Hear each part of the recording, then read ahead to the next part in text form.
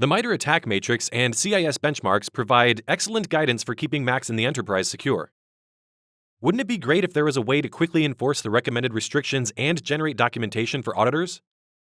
Enter the macOS Security Compliance Project, or mSCP, an open-source project acknowledged by Apple for being a resource to do just that. My name is Jeremy. Let's examine how to use the mSCP to create configuration profiles and a compliance script that enforce recommended restrictions along with guidance documentation for auditing purposes.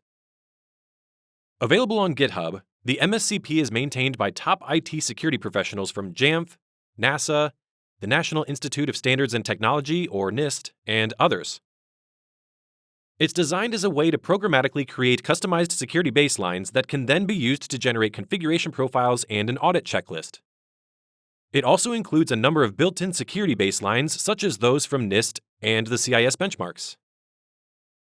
To follow along with setup and use, see the mSCP wiki on GitHub. I'm opening Terminal and a new Finder window of my home folder so we can see things as they occur. First, we need to install some requirements before working with the mSCP. Begin by installing the command line tools for Xcode with xcode-select-install.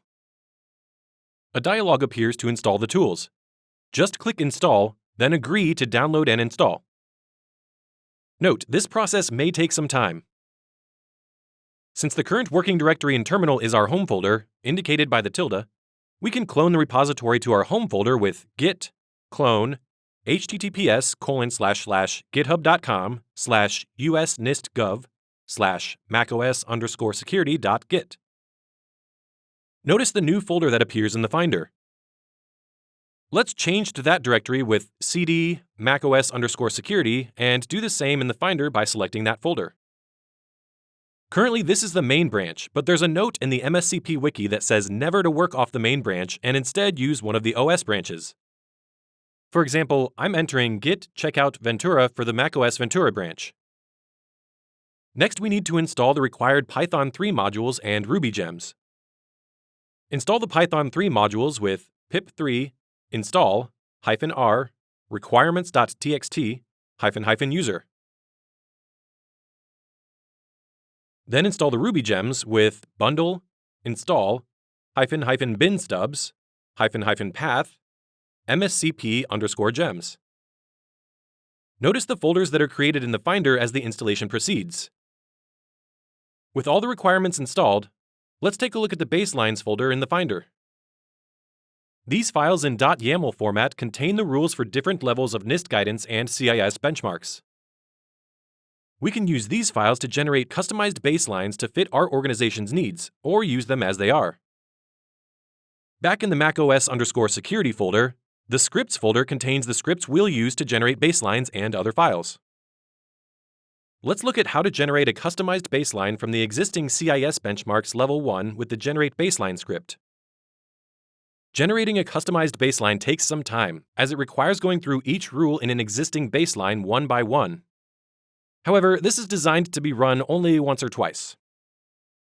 In Terminal, execute the command /scripts/generate_baseline.py -k CIS_LVL1 -t. The -k option specifies which baseline to use, and the -t option enables tailoring, where we're prompted to include or exclude each rule and select a value. For example, the first prompt is asking for a name of our tailored benchmark. The default name is in parentheses, but I'm naming this Jamf_170. Next, we're asked if we want to include the rule for audit_acls_files_configure. This coincides with Profile 3.5 in the CIS benchmarks. Ensure access to audit records is controlled or automated. Entering Y or leaving it blank and pressing return includes this rule, or N excludes it. Some rules require a value to be entered. For example, the audit_retention_configure rule for Profile 3.4 in the CIS benchmarks. This profile recommends setting audit records to expire after 60 days or if audit records reach 5 GB in size.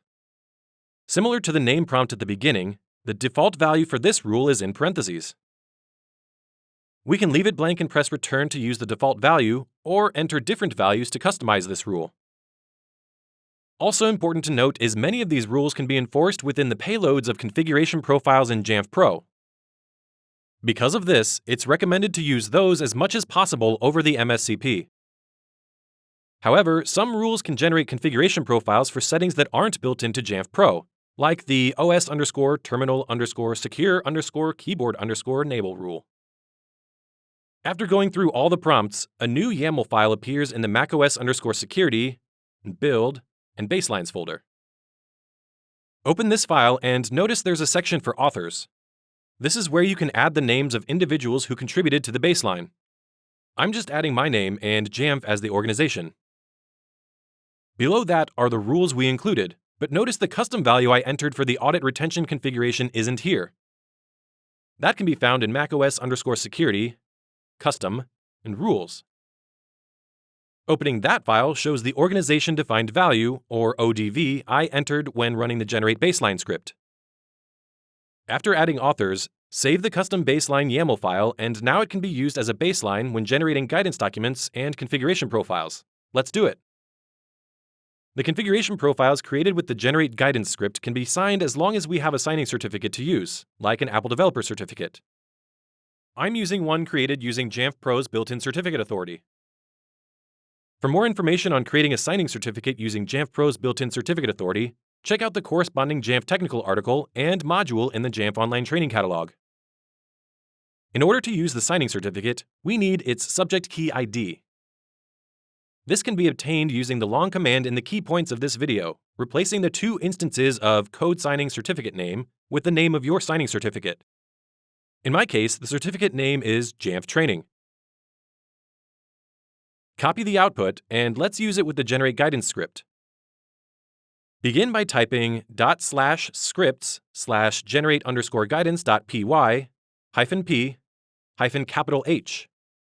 Paste the subject key ID, then enter the path to the baseline to be used. In my case, build/baselines/jamf_170.yaml. The -p option specifies to create unsigned configuration profiles and the corresponding p-lists, and the -h option with the subject key ID ensures signed configuration profiles are created. We can also add custom branding to the documentation that's generated with the -l option and path to an image file. I've got the Jamf Training logo on my desktop. Other options include -s to generate a compliance script that can be used to check or fix a system, and -x to generate .xls formatted documentation in addition to the HTML and PDF versions. Press return to run the script, then enter your password to use the signing certificate and click Always Allow. Notice a new directory appears in the build directory. This new directory contains all the documentation and configuration profiles generated from the custom baseline we created. Taking a look at the PDF, we can see the Jamf Training logo on the first page and extensive documentation on the security policies of our custom baseline. The mobile configs directory contains the directories for the plist files, signed, and unsigned configuration profiles. We can upload the signed configuration profiles to Jamf Pro and deploy them to enforce the rules included in our custom baseline.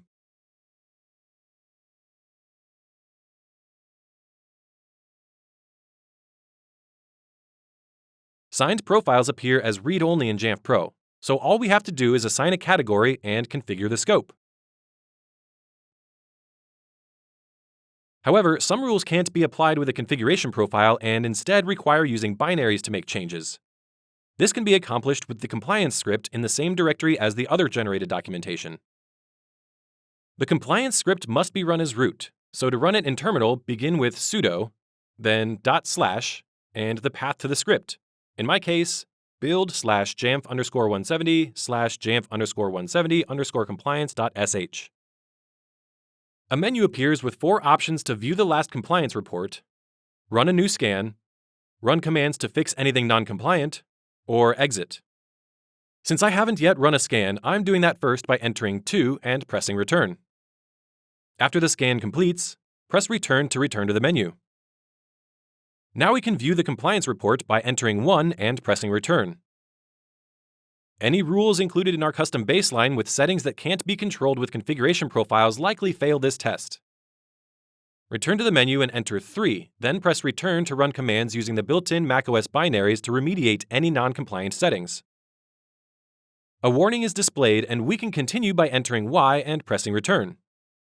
The name of the rule and command to be run appear, and we can run the command by again entering Y and pressing Return. After going through all the rules that failed, we automatically return to the menu.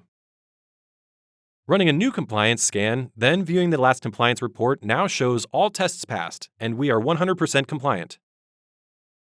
This script can also be run on managed computers with a policy in Jamf Pro. When configuring the policy, just be sure to include --check as the value for parameter 4 to run a new compliance scan, and/or --fix as the value for parameter 5 to run the commands to remediate non-compliant settings. For more information on automating the compliance script to be run regularly, check out the session from JNUC 2022 titled Implementing mSCP using Jamf Pro. That's all for this lesson on the macOS Security Compliance Project. Be sure to continue to the next section on Jamf Protect. Thanks for watching.